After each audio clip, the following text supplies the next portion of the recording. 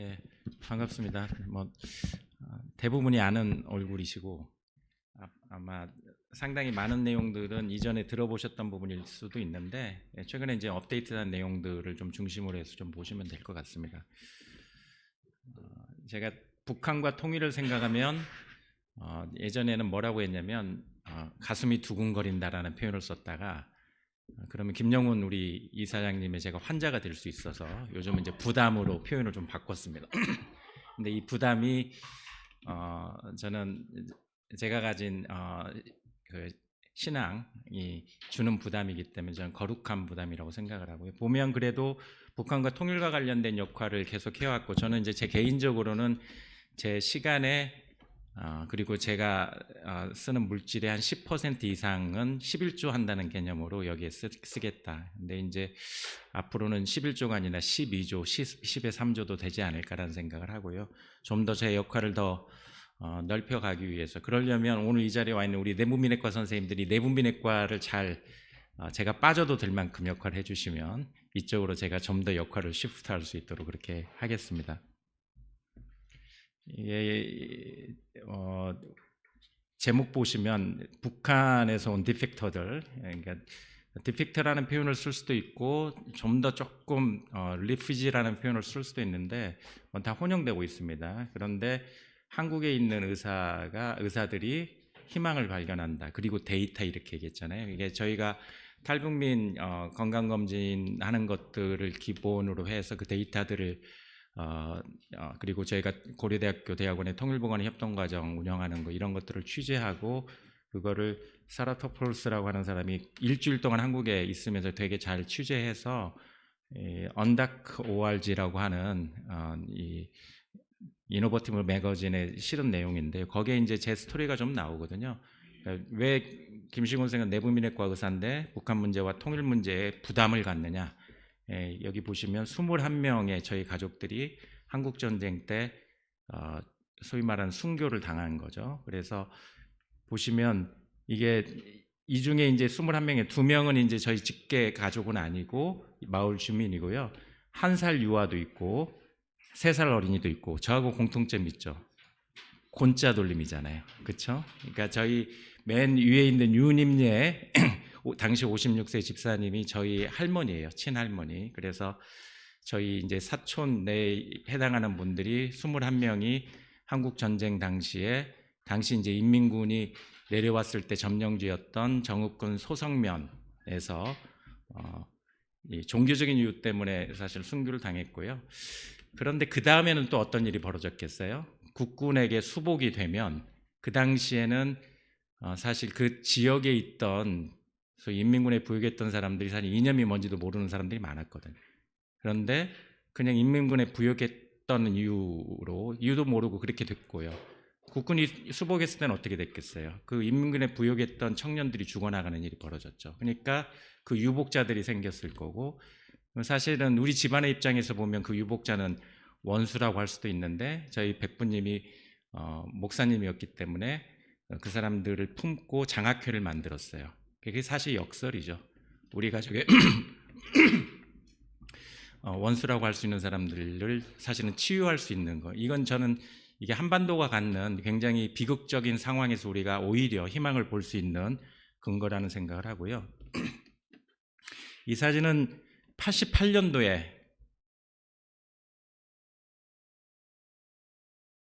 서울 그 올림픽 할 때 가자 북으로 오라 남으로 그래서 청년 학생 사실은 이제 서울대 총학생회장이 김일성대에 같이 만나자라는 요청을 했고 그게 이제 도화선이 되면서 이런 데모를 아마 여기 어딘가에 제가 있었을 거예요. 그래서 우리 종암경찰서 구치소에도 끌려가고 뭐 그랬던 기억들도 얻어맞기도 하고 그랬던 기억이 있는데 어쨌든 이 두 가지 삶의 경로가 좀 다르잖아요. 그러니까 한국전쟁의 피해자였던 사람이 통일을 외치는 그런 흐름에 그래서 저는 사실은 보수적인 집안의 흐름에서 반공의 교육을 아주 철저하게 받고 자랐고 또 학생 때는 상당히 진보적인 흐름들의 경험도 했기 때문에 보수와 진보를 나름대로 잘 알고요. 서로의 장점과 단점을 다 아는 그래서 지금 저는 제 미션 스테이트먼트는 경계를 허무는 그리고 서로 다른 진영들 속에서 화해를 만들고 치유를 만들고 평화를 만드는,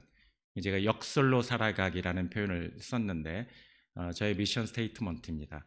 그러니까 이런 거가 한반도를 살아가는 많은 사람들이 저와 같은 경험을 했을 수 있고요. 그런 분들이 서로 원수가 되지 않고 오히려 경계를 허무는 역할을 할 수 있으면 좋겠다라는 생각을 하고요. 그래서 제가 그 crossing the boundary라는 표현을 썼고, 제 전공인 의학, 인문학, 또 의사와 환자, 보수와 진보, 남한과 북한의 경계에 균열을 내며 서로가 소통하는 미래를 만드는 거, 이게 저의 평생의 미션 스테이트먼트입니다. 아마 죽을 때까지도 제가 이럴 것 같고요. 자, 이건 제가 이제 질문들 가끔 강의할 때 하는 건데, 왜 연구하시나요? 교수님들은 재임용, 승진, 뭐 학문적 성취, 명예, 또 뭐 잘해서 또 기업 만들고 뭐 이렇게 돈 버는 것도 있을 수 있고요. 학교에 이상을 제공한다, 노벨상을 받는다, 이런 것도 사실 좋은 본인의 비전일 수 있지만 저보고 왜 연구를 하냐, 저는 인간의 고통과 아픔을 상상하는 능력, 이게 좋은 의사가 되는 첫걸음이고 또한 좋은 연구자가 되는 첫걸음이라고 생각을 합니다. 그러니까 우리가 만나는 환자들의 언맷 니드, 페인 포인트를 우리가 잘 해결해 주면 그게 굉장히 좋은 연구의 꼭지가 되고, 그런 연구 결과가 글로벌하게 통할 수 있으면 권고안에 실릴 거고, 우리가 만든 연구 결과를 가지고 다른 나라 의사들도 고통받는 환자의 문제를 해결하는 데 적용할 거기 때문에 내가 만나는 환자뿐만 아니라 내가 만나지 못하는 환자들의 고통과 아픔에도 해결책을 제시하는 거, 그게 바로 연구일 수 있는 거거든요. 그런 연구를 한다는 건 뭐예요? 인간의 마음, 환자의 마음을 사는 연구가 돼야 되고요. 더 나은 세상을 위한 연구. 근데 제가 이타적 야망이라는 표현을 썼는데, 야망은 대개는 자기 욕망의 출발점이기 때문에 그 욕망이 실현되는 순간 이웃과 사이가 더 불행해지는 경우도 적지 않습니다. 그런데 그 욕망이 내가 아니라 하늘이 준 비전이 그 출발점이라고 한다면, 그 비전이 성취되는 순간 더 나은 세상, 더 나은 이웃들이 만들어지는 일이 되기 때문에 그런 야망은 이타적 야망이다. 역설적으로 또 이렇게 얘기를 할 수 있죠. 분단된 한반도가 제가 항상 얘기하는 건 80년 된 중증 질환자예요. 한쪽은 멀쩡한다 할지라도, 우리도 멀쩡하지 않죠. 성하다 할지라도 성하지 않은 곳과 함께 이루고 있는 한반도에서 전쟁 치르고 지금도 총을 겨누고 있고 스스로 회복될 능력이 별로 보이지 않는 중증 환자, 이런 환자를 이 땅을 살아가는 의사, 의료인이라고 한다면 고통의 문제를 해결하기 위해서 한반도의 고통의 문제에도 관심 가져야 된다고 저는 생각을 하고요. 그런데 그러면 통일 이전에 우리가 지금 할 수 있는 일은 없을까? 뭐 할 수 있는 일을 찾기 위해서 제가 2019년도 그때 북한에서 미사일 쏠 때 평양에 가 있었거든요. 근데 그런 일들도 우리가 해야 되지만 지금처럼 단절된 상황 속에서 지금 여기서 할 수 있는 거, 그래서 관심 갖게 됐던 게 북한 이탈 주민이고, 저희과 우리 선생님들이 적극적으로 협력하고 함께하면서 2008년부터 북한 이탈 주민 무료 검진을 시작을 하고, 그게 자연스럽게 데이터가 모이고 코호트가 됐던 거죠. 한번 읽어볼게요. 우리 땅에 살지 못하고 한국에 온 것이 큰 죄, 우리의 조국 세상에서 가장 가난하고 못 사는 곳에 태어난 죄, 하루 종일 직장에서 주위의 한국 사람들로부터 이만갑에 대한 질문을 받았다. 북한이 그렇게 가난한가? 북한에는 신발이 있나? 한국에서 쌀밥을 먹어보니 어떤가? 핸드폰이 있나? 텔레비전이 있나? 화장실에서 혼자 울었다. 한국에 와서 명문대학을 졸업하고 미국에서 1년 동안 어학연수를 하고 한국 사람처럼 세련되게 살려고 노력했지만 결국 가난한 탈북자일 뿐, 그 이상 그 이하도 아니다. 언제쯤 열등감에서 벗어나 한국 사람처럼 당당하게 살 수 있을까? 실제 탈북민 중에 나름대로 한국에 와서 공부 잘하고 했다는, 연수까지 갔다 왔던 분이 썼던 글이고, 그래서 대한민국은 우리를 받아줬다. 이게 제도적으로 탈북민들에 대해서 여러 가지 제도적인 지원책들이 많이 있지 않습니까? 그런데 한국인들은 탈북자를 받아준 적이 없다라는, 이게 사실은 이 땅의 고통의 문제이고, 통일이 혹시 된다 할지라도 재현될 수 있는 고통의 문제일 수 있다는 생각을 갖게 되고요. 북한 이탈 주민은 저는 위험에 처한 경계인이라는 표현을 씁니다. 떠나온 곳과 새롭게 정착한 곳 모두에서 적대적 반응을 경험한다. 북한에서는 어떻게 해서 탈북민 그러면은 조국을 배신한 사람들 이렇게 되잖아요. 그리고 우리는 만약에 연평도 사건이 생긴다, 천안함 사건이 생긴다 그러면 당신 북한에서 왔지, 그러면서 또 적대적인 반응을 경험할 수 있거든요. 이제 이렇게 희망을 찾아온 사람들이 절망할 때 그 인생은 비관에 사로잡히게 되고, 우리나라에서의 정착 기간이 늘어날수록 자살 사고가 증가한다는 연구 결과는 우리 사회가 북한 이탈 주민과의 통합에 실패하고 있음을 드러낸다. 북한 이탈 주민들이 살아가는 우리 사회가 그런 비관적 삶의 터전이 되어서는 안 된다. 따라서 이들의 통합적 건강 실태를 추적하고 건강 관련 위험 요인을 찾아내며 이를 긍정적으로 중재할 방안을 고민하는 것은 북한 이탈 주민들의 비관적인 정서를 미래의 낙관으로 역전시키기 위한 노력이다. 그리 될 때 우리 안의 통일도 가능하고 언젠가 다가올 남북의 통일도 긍정적으로 조망될 수 있을 것이다. 그래서 이게 자연스럽게 코호트가 됐고요. 이 코호트는 당시 예방학교실 이원진 선생님이 되게 많이 도움을 줬어요. 저희가 코호트 경험이 없었기 때문에. 그리고 유효한 선생님이 실무적인 것들을 해서 프로토콜이 내는 것들을 잘 만들어 주셨고, 또 존스 홉킨스에 있는 코틀란드 로빈슨 교수가 사실 탈북민의 중국에서의 탈북 여성들의 건강 데이터, 특히 사망과 관련된 데이터를 가지고서 란셋에서 퍼블리케이션 했기 때문에, 이분이 사실은 미국 사람도 북한 문제 이런 관심 갖는데 나는 뭐 하는 사람인가라는 생각으로 사실 이 코호트를 만들게 된 거고, 이거는 지금 말씀드린 북한 이탈 주민의 고통에 대한 연구이자 이미 우리 안에 들어온 북한에 대한 연구이고, 언젠가 다가올 통일 이유를 대비한 프로토타입의 연구라고 생각을 합니다. 북한 이탈 주민들이 2010년 정도까지는 굉장히 많았고요. 그 이후에도 꾸준히 들어오다가 또 1000명씩 들어오다가 2020년 이제 코로나 때부터 확 줄어들었고, 지금은 남북 관계가 매우 경색되면서 중국 쪽으로 국경을 넘는 건 거의 불가능에 가깝다고 합니다. 그리고 들리는 얘기로는 거기를 넘어서 오는 누군가의 도움을 받으려면 거의 1억이 필요하다는 얘기도 하고요. 그러니까 탈북이 거의 불가능한 상태가 되었다고 생각하시면 될 것 같고요. 잘 아시는 대로 남북한은 우리는 그래도 비교적 헤테로지너스하자는 제네틱 백그라운드를 가지고 있거든요. 상당히 유사한데 오랜 분단을 통해서 정치, 사회, 경제, 문화, 환경이 다 바뀌었고, 그에 맞춰서 우리의 생활 습관들도 달라졌을 거고요.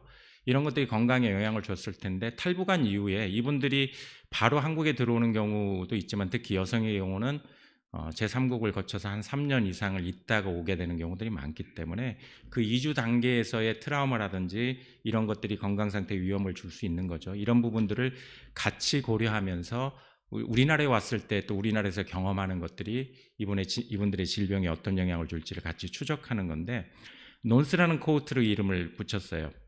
North Korean Refugee Health in South Korea. 그래서 논스라는 이름을 붙인 거는 노르웨이에 지금 있는 운명의 여신이거든요. 근데 과거와 현재와 미래를 주관하는, 그래서 우리가 과거에는 하나 된 한반도, 현재는 분단돼 있지만 언젠가는 하나 될 운명이다, 이런 의미로 기대를 담아서 제가 논스라는 이름을 만들었고, 그 위에 이제 우리 선생님들이 노력해서 페이퍼들을 많이 냈는데, 그 중에 이제 요거를 보시면 키를 보세요. 60대에는 키 차이가 남북 간의 차이가 없습니다. 50대, 59세에서 약간 차이가 나지만 30대의 키 차이가 6cm, 5cm 나잖아요. 왜 그럴까요? 뭐 경제적인 격차가 더 벌어져서 그렇다 얘기할 수도 있지만, 이 30대의 우리나라에 탈북해서 오신 분들, 이분들은 북한에서 태어났을 때 고난의 행군 당시, 90년대 중후반 고난의 행군 당시에 성장기를 경험했던 사람들이에요. 그러니까 이때의 만성적인 말뉴트리션이 이 키의 차이를 가져왔을 거고요. 이때 태어났던 사람들은 더 큰 차이를, 우리가 데이터가 없지만 더 큰 차이를 가졌을 가능성이 있죠. 그래서 이런 사람들을 보니까 북한에서 오신 사람들이 우리보다 비만하진 않아요. 덜 비만하죠, 아직은. 그런데 대사증후군은 비슷한 정도다라는 걸 확인할 수 있고, 특히 30대 남성들을 보시면 복부 비만율이 우리의 한 6분의 1밖에 되지 않습니다.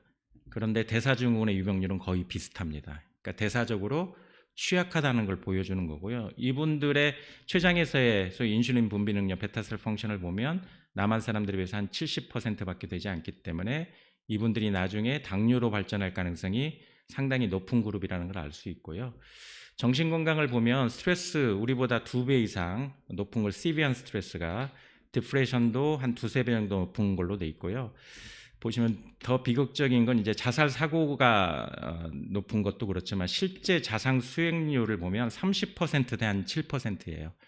그러니까 우리보다 한 4배 이상 실제로 자살을 시도하는 경우들이 북한 이탈 주민들이 많다라는 걸 알 수 있고요. 이 체중이 이제 거주 기간에 따라서 계속 증가하죠. 그런데 보통 한 8년 정도 지나면 우리하고 BMI가 비슷하거나 더 초과하는 경우들도 확인할 수 있고, 이 이주 기간이 당연히 길수록 비만의 위험도는 증가하기 때문에 10년 이상이 되면 그 위험도가 1.68 정도로 증가하는 걸 확인할 수 있고, 체중이 5kg 이상 증가하면 대사증후군의 위험도 증가한다라는 거 우리가 예상하는 걸 확인할 수 있고요. 비타민 D 스테투스도 보면 보통 우리가 20 이하를 부족하다 그러고 30 정도가 좋은 걸로 돼 있지만, 북한에서 30 이상의 정상을 보이는 사람은 한 명도 없는 걸로 나와 있고, 이분들이 비타민 D가 낮다라는 거가 대사증후군의 위험 요인이라는 것도 잘 알려져 있는데, 실제 보니까 10 이하로 낮은 사람들이 여러 가지 대사증후군의 위험 요인들이 한 6배 정도 증가하는 것들을 확인을 했었고, 어쨌든 북한에서 말뉴트리션을 경험했던 사람들이 이곳에 와서 조금 풍요로워졌다 할지라도 골다공증의 위험도는 높아서 특히 폐경후 여성에서 보면 우리보다 2배 이상 나오는 걸 확인할 수 있습니다. 이건 이제 다른 데이터에서 제가 가져온 건데요. 이게 이제 흥미로운 데이터인데, 이게 외래 이용률이거든요. 남성 보면 만성 질환이라고 할 수 있는 암이라든지 당뇨라든지 고혈압은 빨간색이 남한입니다. 남한이 좀 더 많은 것처럼 돼 있어요. 그 다음에 감염성 질환, 헤파타이티스, 결핵, 감염성 질환, 그 다음에 심리적 질환, 디프레션, PTSD, 앵자이티는 북한 남성이 더 많은 걸로 돼 있어요. 이게 외래 이용률이거든요. 그런데 질병으로 인한 입원율을 보면 캔서, 북한이 훨씬 많고요. 당뇨나 고혈압 이것도 많아집니다. 이게 무슨 얘기냐? 북한에서 오신 분들은 되게 증상이 없으면 병이 아니라고 생각하는 경향들이 북한에서 있었기 때문에 만성질환의 진단과 치료를 소홀히 하는 경우들이 있어요. 그런데 그렇게 되면 어떤 문제가 생기겠어요? 병 자체가 중증도가 높아지니까 실제로 문제가 돼서 입원하는 거는 외래 이용률보다는 높다라는 걸 확인할 수 있는 거고, 이건 남녀 공이 그렇습니다. 여성도 보시면 캔서, 다이아베티스, 헤파타이티스 다 남한 남성들이 높은 걸로 돼 있지만, 남한 여성들이 높은 걸로 돼 있지만 입원율은 북한 여성들이 더 높게 나옵니다. 그러니까 결국 만성질환의 중증도는 북한 이탈 주민들이 더 심하다는 걸 보여주는 그런 데이터가 되겠고요. 자, 이런 데이터들을 쭉 보면 저한테 이제 계속 질문하는 게, 그래서 어떻게 해야 되는데요? 이런 질문을 하거든요. 그래서 제가 보통 얘기할 때는 다른 거는 우리나라 사람들을 배우더라도 부정적인 남한화는 막자. 그러니까 남한 사람들의 좋지 못한 생활 습관은 따라 배우지 말자. 그래서 가공식품, 초가공식품, 그리고 운동하지 않는 거, 이런 것들은 따라 배우지 말자, 이렇게 얘기를 했거든요. 그런데 그럼 구체적으로 어떻게 해야 되느냐? 그래서 이거는 이제 페이슨이라고 하는 국가사업단의 지원을 받아서 실제 중재 모델을 한번 만들어 보자. 그래서 제가 이제 계획했던 건, 이 중재 모델이 성공하면 이거를 북한 이탈 주민 전수에게 한번 적용하는 식으로 해보겠다라는 생각을 가지고 진행을 했는데, 이분들에게 제가 가졌던 가설은 이분들이 부정적인 남한화되는 거에 중요한 부분이 먹는 것도 있지만, 북한에서는 활동이 많다가 이곳에 와서 활동량이 많이 줄지 않겠느냐, 운동량이 줄지 않겠느냐. 그러니까 시간이 지나면서 비만해지고 대사증후군도 많아지니 이분들의 활동량을 많이 증가시키면 좋지 않겠는가라는 비교적 합리적인 가설을 세웠어요. 그래서 이걸 그럼 뭘로 평가할 거냐? 웨어러블 디바이스가 있으니까 PPC라고 하는 것들을 채워주고 이분들이 실제로 더 걷게끔 우리가 상담해주고 교육해주면 되지 않겠는가라고 해서 진행한 연구거든요. 그 가설은 비교적 리즈너블 하잖아요. 근데 그 가설의 증명에 성공했을까요? 실패했을까요? 예, 실패했습니다. 왜 실패했을까요? 가설이 잘못돼 있었어요. 그러니까 여기 와서 북한 사람들이 많이 안 걸을 거라고 생각했는데, 저희가 PPS를 채워보니까 베이스라인에 기본적인 평균 걸음수가 데일리 11,400보예요. 여기 10,000보 이상 걷는 분들, 우리 이사장님은 10,000보 이상 걸으시지만 데일리 10,000보 이상 걷는 한국 사람들 별로 없거든요. 근데 이분들을 설문을 해보면 운동한다는 우리보다 적게 나와요. 건강검진. 그러니까 이분들은 걷는 거는 운동은 아니라고 생각하는 거예요. 뭔가 운동을 해야 진짜 운동. 그러니까 저희는 그 설문 결과만 보고, 아, 운동량이 북한에서 오신 분이 적구나, 그러니까 이분들을 많이 걷게 하면 대사적으로 나빠지는 걸 예방할 수 있을 거라는 기대를 가지고 했는데 웬걸.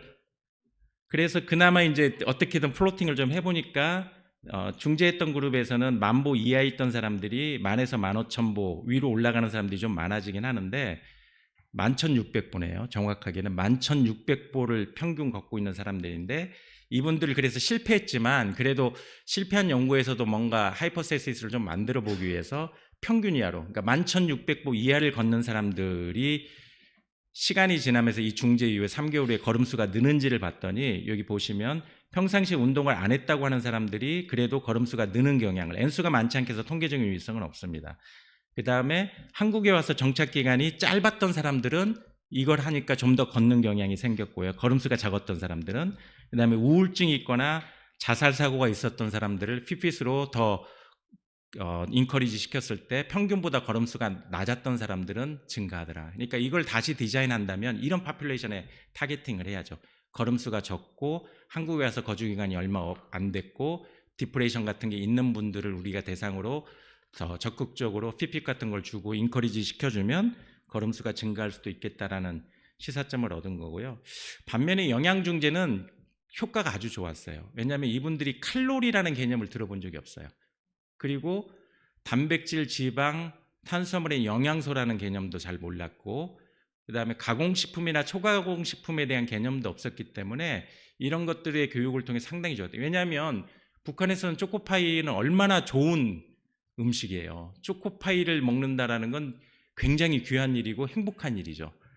근데 그 초가공식품이거든요. 라면은 어떻겠어요? 컵라면. 야, 우리는 이거 이제 웬만하면 먹지 말자. 어쩌다가 먹지만. 그렇지만 북한에서 컵라면은 굉장히 선호할 수 있는, 그거 먹으면 정말 행복해질 수 있는. 그러니까 여기 와서도 그런 음식들이 나쁜 음식이라는 인식들을 잘 안 갖는 거예요. 그래서 이분들에게 더 중요한 건 제대로 된 영양 교육이겠다. 이건 이제 인하대 이수경 교수님 팀이 해서 논문을 또 냈는데 그런 생각을 하게 됐고요. 그러면서 저희가 야 이거를 우리 코호트 해서 우리가 2008년부터 코로나로 다치기 전까지 그래 꽤 오래 했네요. 한 12년, 13년 정도를 했는데 1200명을 한 거거든요. 그 다음에 3.5년 된 사람들은 추적해서 한 200명 정도 팔로우업을 했는데 탈북민 전수 데이터를 가지고 남북 주민 비교를 하면 어떨까라는 생각을 하게 됐고요. 그래서 그렇게 했으면 34,000명 정도 추산되는데 그중에 연령 분포를 보면 19세 이하가 사실은 제일 많습니다. 12,000명 정도, 20에서 29세가 8,700, 30대가 99,700. 그런데 19세 이하는 실제 탈북민이 아닐 수 있어요. 이곳에 와서 아이를 낳은 경우도 전부 탈북민 자녀가 되기 때문에 우리가 이거는 다 질병 코드 중에 북한 이탈주민 급여 일종에 대한 그 코드를 가지고 부모님이 탈북민이면 자녀는 이곳에서 낳았어도 이 숫자로는 탈북민처럼 보이는 거죠. 그래서 실제 인원은 우리가 받았을 때 데이터는 4만 명 이상이 됐던데 그것들을 고려하면 되겠고요.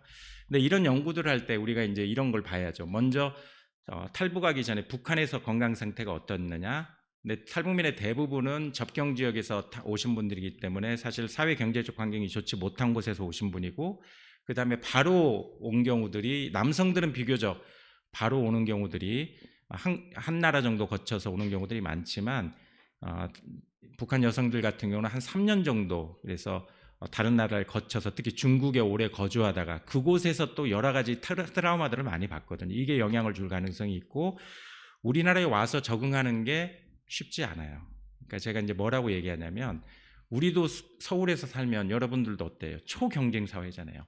북한에서 그런 경쟁을 경험해 보지 않은 사람들이 서울에서 살면서 초경쟁 사회에서 적응한다는 게 얼마나 힘들겠습니까? 시간 지나면서 그래서 부정적인 영향을 받을 가능성이 많겠다. 그래서 이거를 아까 말씀한 41,000명, 34,000명이 탈북민인데 44,000명 정도는 42,000명 정도는 나온 거는 이곳에 와서 태어난 사람들도 탈북민 인원으로 돼 있기 때문이고요.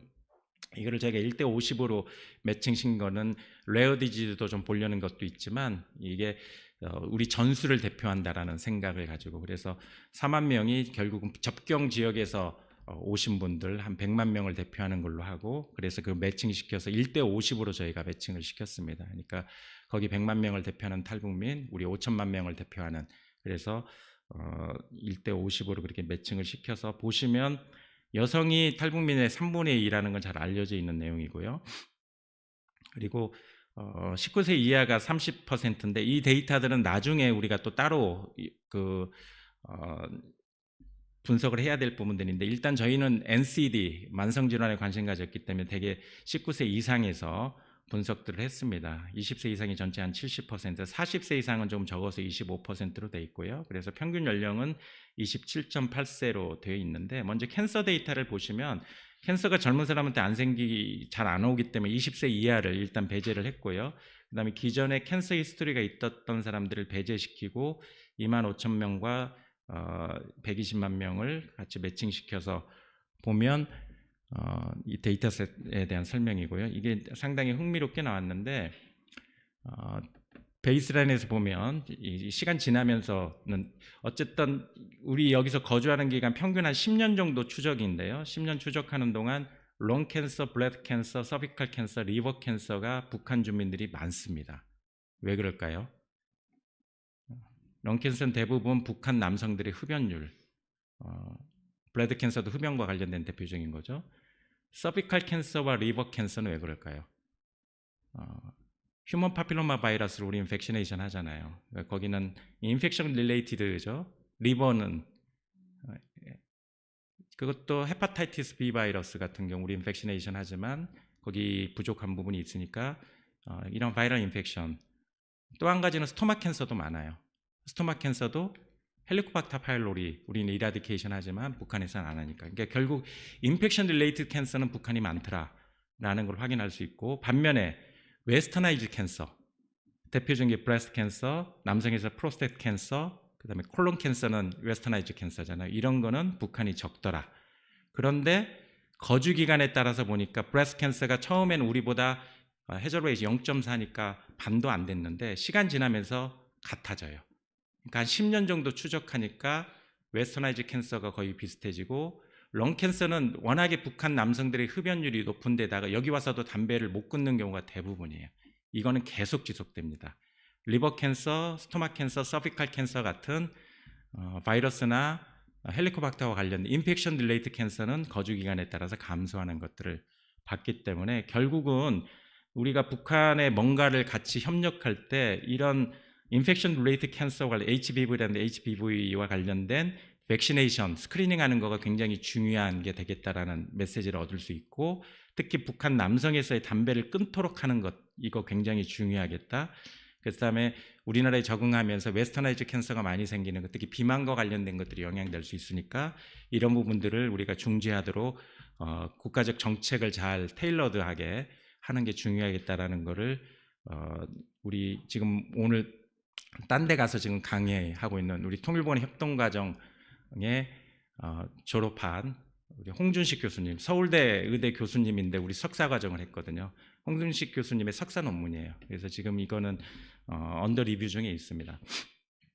남북 주민 비교 용으로는 첫 번째 페이퍼가 될 것 같고요. 그 다음에 심혈관 질환과 관련된 거는 이것도 이거는 이제 국가과제로 좀 지원받기 위해서 해서 지원이 돼서요. 지금 연구를 시작했고 내년 말까지 이제 연구를 하는데 두 가지 연구 꼭지입니다. 첫 번째 연구 꼭지는 북한 이탈 주민과 남한 인구의 심혈관 대사 질환의 발생률과 사망률을 비교하는 거고요. 두 번째는 북한 이탈 주민의 사회 경제적 수준들이 시간이 지나도 별로 나아지지 않거든요.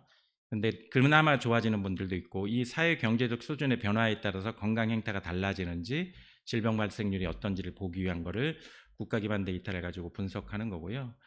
이 중에 이제 심혈관 질환과 관련된 거 보면 역시 20세 이하는 배제를 했고요. 기존에 심혈관 질환이 있었던 사람을 배제한 가운데 25,000명. 그래서 캔서나 지금 CVD나 다 기본적인 코호트는 같지만 분석할 때 매칭시킬 때는 조금 다른 방법을 썼습니다. 그러니까 캔서를 배제시켰냐, CVD를 배제시켰냐. 전체적으로 보면 우리나라에 와서 거주 기간 지금 19년 정팔로까지 보면은 북한 위에 있는 게 북한이거든요. 에이지, 섹스, 스탠다이즈드 카드베스쿨러 디지 인시던스를 보면 북한이 더 많은데, 개별적인 아웃컴으로 보면 컴포지트 엔드포인트는 당연히 한 69% 증가되는데, 이스케믹 하트 디지는 남한이나 북한이나 그렇게 많지 않아서 그런지 큰 차이가 없습니다. 그런데 스트로크는 확실히 북한 사람들이 많은 걸로 돼 있고, 특히 이스케믹 스트로크, 하페일리하고 아트리얼 피브레이션도 높은 걸로 돼 있는데, 각각의 아웃컴을 성별 상관없이 일단 보면 전체적으로 카디오베스쿨러 컴포지트 아웃컴도 증가하고 스트로크도 증가하고 하페일러, 하스피탈레이제이션, 아트리얼 피브릴레이션 다 증가하는 걸로 돼 있는데 이게 성별에 따라서 조금 다릅니다. 그러니까 어쨌든 북한에서 오신 분들이 다 증가하는 걸로 돼 있지만 그리고 스트로크는 이 보면 P4 인터랙션이 남녀 차이가 없는 걸로 돼 있으니까 공이 증가시키는 거죠. 여성에서 1.81 해저 레이쇼, 남성에서 1.91. 근데 흥미로운 거는 아트리얼 피브릴레이션은 여성에서 통계적으로 의미 있게 1.74배 증가시키고 남성은 차이가 없습니다. 이 피포 인터랙션 통계적으로 의미가 있고요.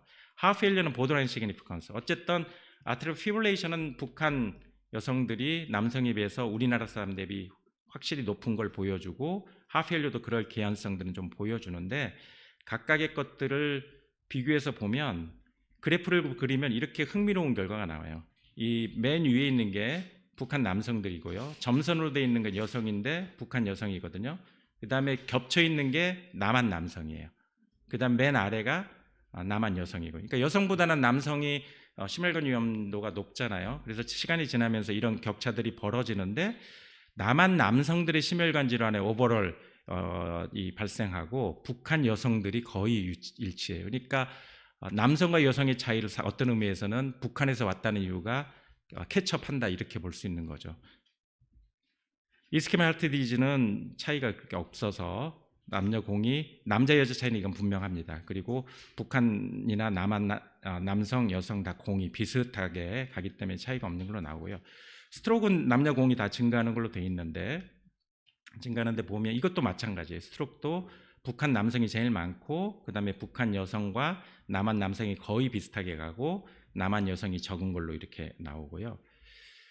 또 한 가지는 북한 여성은 스트로크가 초반에 남한 사람보다 많았다가 거주 기간에 따라서 쭉 추적을 해보면 나중에는 이게 조금 희석되는 경향이 있거나 아니면 큰 차이가 없거나 해요. 그런데 남성에서는 시간이 갈수록 이스케믹 스트로크는 우리나라 사람들 남성보다 더 증가합니다. 이게 아까 말씀드린 것처럼 한국에 와서도 담배를 계속 못 끊고 계속 핀다라는 거가 중요한 이유지 않을까라는 생각을 하게 되는 부분이고요.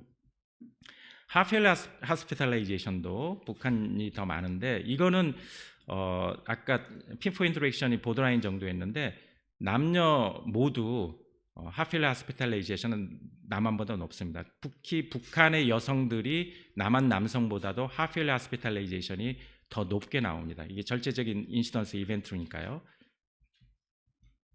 아트리얼 피브릴레이션은 이거는 북한 남성과 북한 여성이 거의 동일해요. 반면에 남한은 성별 차이가 분명하잖아요. 그러니까 부정맥 중에 아트리얼 피브릴레이션은 여성들이 남성을 캐치업을 북한 남성하고 컴패러블 할 정도로 높다라는 거가 이게 왜일까? 왜 부정맥은 여성들이 남녀 차이를 극복할 정도로 높아지고 하페일러 하스피탈레이제는 그 정도는 아니지만 그런 경향을 보일까? 이게 이제 고민되는 부분이고 논문에 이제 이게 사실은 우리가 몇 가지 이제 설명을 해야 되는 내용들이긴 하거든요. 전체적으로 보면 AGCS 스탠다이즈 인시던스 레이트, 큐뮬러티브 인시던스를 카디오베스쿨러 디지즈 측면에서 우리나라의 거주 기간에 따라서 쭉 보면 한 10년 정도 지나면서 이게 선이 꺾이는 걸로 나오기 때문에 거주 기간이 증가할수록 증가하는 건 많은데 각각의 질병에 따라서 조금 다른 패턴이 있다. 이게 이제 첫 번째, 그래서 저희가 금년 전반부에 조금 진행한 거고 내년도에 이제 저희가 해야 되는 거는 건강 사회적 결정 요인들을 좀 확인을 해야 됩니다. 왜냐하면 소득 수준에 따라서 이런 연구가 있어요.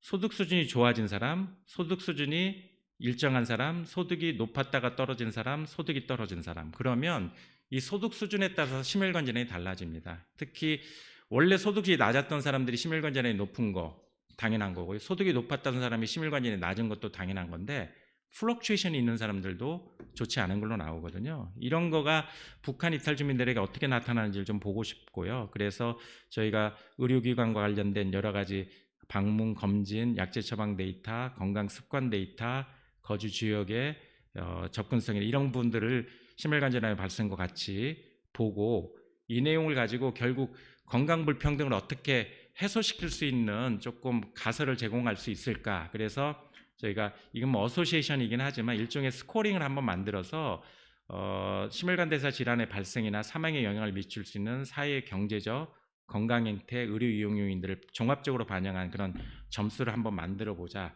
해서 이게 이제 내년도에 저희가 본격적으로 해야 될 과제입니다. 자, 사망 데이터도 상당히 흥미로운데 이것까지 말씀을 드리겠습니다. 이 사망 데이터는 보시면 북한 남성들은 우리나라 사람들에 비해서 사망 데이터가 전체적인 사망률, 심혈관 사망률, 암으로 인한 사망률, 소화기 계통 사망률, 감염 사망률, 트라우마 혹은 인저리로 인한 사망률 공이 다 증가하거든요. 그런데 북한 여성에 있어서는 전체적인 사망률이 남한 여성들과 차이가 없습니다. 근데 좀 이상하잖아요. 심혈관 질환은 아까 보면은 오히려 더 벌러러블한 것처럼 그렇게 나왔는데 사망률은 차이가 없다. 북한 여성이. 그리고 증가하는 것은 감염과 관련된 사망이라든지 트라우마나 인저리와 관련된 사망은 좀 더 증가하는 걸로 돼 있거든요. 이 사실은 손상이나 인저리에는 자살도 사실 포함이 되는 거거든요. 이 사실은 이런 부분들은 이제 되게 안타까운 적이긴 한데, 그래서 이거를 나눠서 보면 북한 여성들이 심혈관 질환의 측면에서 우리보다 분명히 여러 가지 심혈관 질환의 아웃컴에 있어서 좋지 않은 결과들을 보였는데 전체적인 사망률은 비슷해요. 반면에 남성들은 북한 남성들이 심혈관 질환도 많지만 사망률도 증가하는 것을 저희가 확인할 수 있어서 이걸 어떻게 해석해야 되느냐 이제 고민이 되는 부분인데 이제 몇 가지 이제 힌트를 가지고 저희가 이제 고민하고 있는 부분입니다. 트라우마하고 신체 질환이 연결돼 있다는 것은 우리 코호트를 통해서도 확인한 거거든요. 그래서 우리나라에 와서 얼마나 사회에서 적응을 잘하느냐, 차별을 받느냐 안 받느냐에 따라서 이게 하트레이트에 영향을 줄 수 있다. 그러니까 본인이 차별 인식을 많이 받거나 적응을 못한다고 하는 사람들이 하트레이트가 증가하는 것들을 보여준 페이퍼를 낸 적이 있었고요. 그 다음에 이거는 북한에서 오신 분 중에 남성들은 대개는 우리로 바로 오지만 여성들은 평균 한 3년 이상 제3국들을 거죠. 근데 그 제3국이 하나일 수도 있고 2개일 수도 있고 3개 이상일 수도 있잖아요. 근데 3개 이상의 나라를 거쳐서 온 사람들이 대사적으로 취약한 거를 또 저희 코호트에서 확인을 했었거든요. 이런 것들이 어쨌든 트라우마와 신체질환에 영향이 있을 수 있겠다. 또 한 가지는 정신질환과도 영향이 있어서 특히 북한 여성들이 아까 데이터에서 조금 그랬지만 이분들이 5년 정도 지나면 특히 이 자살과 관련된 그런 사고들이 더 문제가 생기는, 이 얘기는 결국 초창기에는 비교적 굉장히 힘든 트라우마 상황들을 극복하고 여기에서 와서 어쨌든 적응하지만 한국에서 또 다른 이 적응의 문제들이 생기면서 오래 거주할수록 오히려 더 자살 사고가 증가한다는 걸 확인했고, 이분들을 MRI를 또 찍어서 같이 공동 연구를 했는데 여기에 트라우마와 관련, 스트레스와 관련, PTSD와 관련된, 디프레션과 관련된 이런 것들이 구조적으로도 다 북한 이탈 주민이 남한 사람들보다 시그널링이 있다라는 걸 확인한 그런 데이터들도 발표를 했습니다. 제가 이제 흥미롭게 본 데이터가 하나가 이게 이제 이스라엘에서 진행한 연구거든요. 이스라엘에서 홀로코스트를 경험한 사람들, 홀로코스트는 죽음의 수용소잖아요. 거기서 수많은 사람들이 사실은 죽어갔는데 그 홀로코스트에서 다행히 살아난 분들이 있어요. 그런 사람들을 홀로코스트 서바이버라고 하거든요. 근데 홀로코스트에서 수많은 자기 같이 있었던 수용자들이 죽어가는 것을 보면서 살아났던 사람들은 얼마나 트라우마가 크겠어요. 그래서 PTSD 정말 굉장히 노출됐다고 할 만한 사람들인데, 그래서 이런 분들과 이스라엘 사람 중에 홀로코스트를 경험하지 않은 사람들을 아주 크루드하게 그냥 비교했어요. 아주 심플한 비교를 그냥 했는데 그 비교한 걸 보니까 홀로코스트를 경험한 사람들이 여러 가지 병들은 많아요. PTSD도 많고 병은 많아요. 그런데 놀랍게도 더 오래 살아요. 왜 그럴까요? 그걸 이제 리질리언스라는 개념으로 설명할 수 있거든요. 그러니까 홀로코스트를 경험했으니 여러 가지 PTSD도 있고 병들도 많지만 웬만하면 돌아가시지 않는 거죠. 홀로코스트도 경험하고 이겨냈는데. 그래서 인생의 걸림돌이 디딤돌 되는, 우리 심장으로 굳이 바이오케미컬하게 조금 저기 하자면 이스케믹 프리컨디션이라는 컨셉도 있잖아요. 그러니까 이스케미아가 조금씩 이렇게 있었던 사람들이 나중에 큰 이스케미아가 와도 그것들을 극복할 힘이 있는 것, 그런 프리컨디셔닝, 일종의 그런 트라우마가, 그리고 여기에 온 사람들은 그 트라우마가 있음에도 불구하고 이겨낸 사람들이잖아요. 어쨌든 그 트라우마에도 불구하고 남한에 왔던 사람들, PTSD가 있고 그걸로 인해서 여러 가지 병들이 있다 할지라도 특히 PTSD를 경험했던 남성과는 달리 여성들의 경우는 병은 많고 심혈관 질환도 많지만 잘 버텨내서 사망에는 그래도 잘 안 가는 게 아닌가라는. 그래서 이거가 이제 거주 기간에 따라서 남녀를 본 거거든요. 남성들은 사망률을 18년까지 추적해 보면 처음부터 끝까지 사망률이 계속 높아요. 남성들은. 그러니까 질병이 많으니까 사망률이 높다. 그냥 통상적으로 얘기할 수 있는데 여성들은 초창기에는 사망률이 낮아요. 그러다가 이게 한 6년 정도 지나면서 비슷해지거든요. 그러니까 이건 일종의 가설인데 초반에는 아까 얘기한 PTSD 있고 몇 개 나라를 거치면서도 버텨내고 이겨낸 분들이 남한에 와서 웬만하면 질병이 있어도 죽지 않고 버텨내는데 결국 아까 5년 정도 지나면서 자살 사고도 증가하는 것처럼 PTSD가 말 어댑티브한 그런 것으로 나타나면서 나중에는 이런 사망률의 격차가 없었던 거가 있었던 거가 적었던 거가 나중에는 희석되는 게 아닌가라는 생각을 해봤는데 이건 일종의 하나의 가설이죠.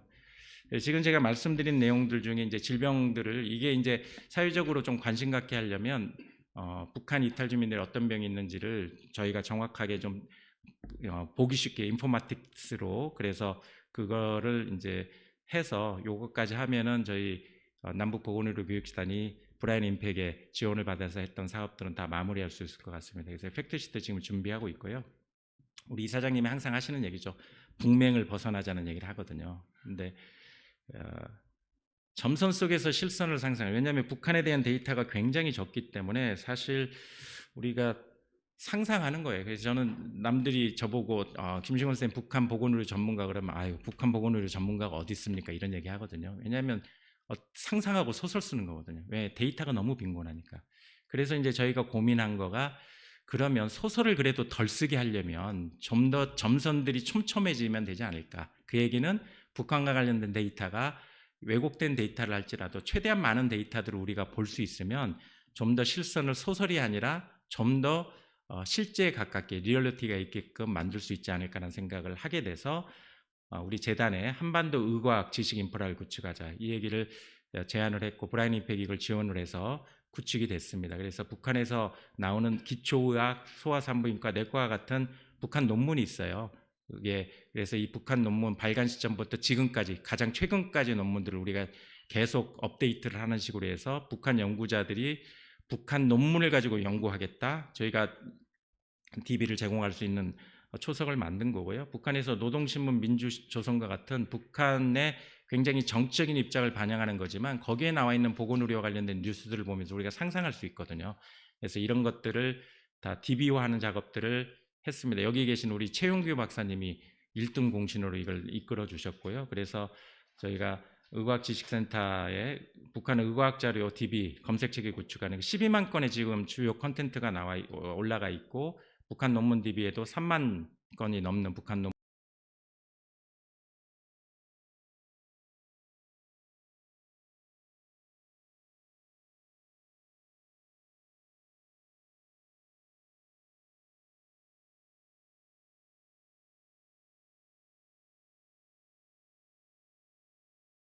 예약을 맞는 방식으로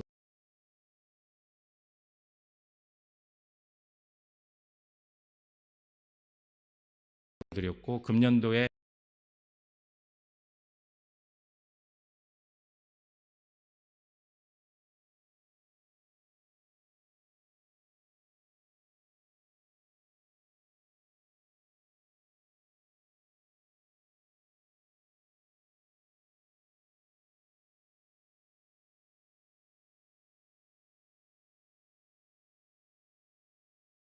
저희가 세견에 남북 용어 지금 나중에 이제 사전을 남북한 의학 용어 사전을 위한 준비 작업이라고 생각하시면 되겠습니다. 그래서 NK 매드라인을 치시면 돼요. 매드라인은 다 알잖아요.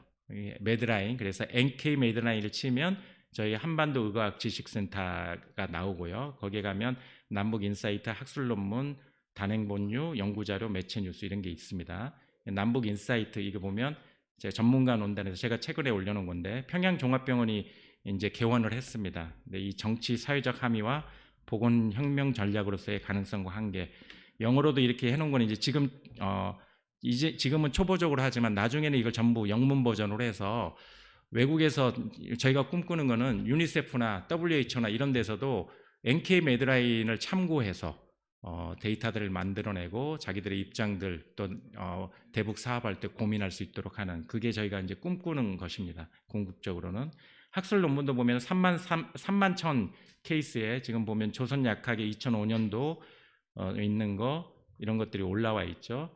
여기 보면 기초의학, 내과, 예방의학, 외과, 의학연구학부, 조선약학, 조선의학, 고려의학 이렇게 돼 있고요.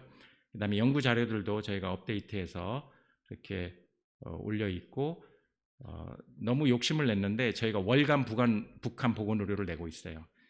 월간 내는 건 제가 안 했으면 했는데 월간 했다가 이제 너무 힘들어서 내년부터는 격월로 하려고 그럽니다. 왜냐하면 이거를 매번 하는 거가 보통 일이 아니거든요. 근데 이제 우리 최영규 박사님이 에디터로서 욕심을 막 내서 달리셨는데, 내년도에는 질을 좀 더 높이고 격월 발간 쪽으로 조금 바꾸면 어떨까라는 생각을 가지고 있는데, 여기 지금 9월호 15로 보면 9월호는 에디터 노트를 제가 썼고, 제가 코 에디터이기 때문에 10월호는 여기 최 박사님이 쓰셨고, 인사이트에서 여러 가지 퍼스펙티브, 이 중에 이삭비 포인트는 이완 선생님이 있는 한반도 보건사회연구원, 죄송합니다.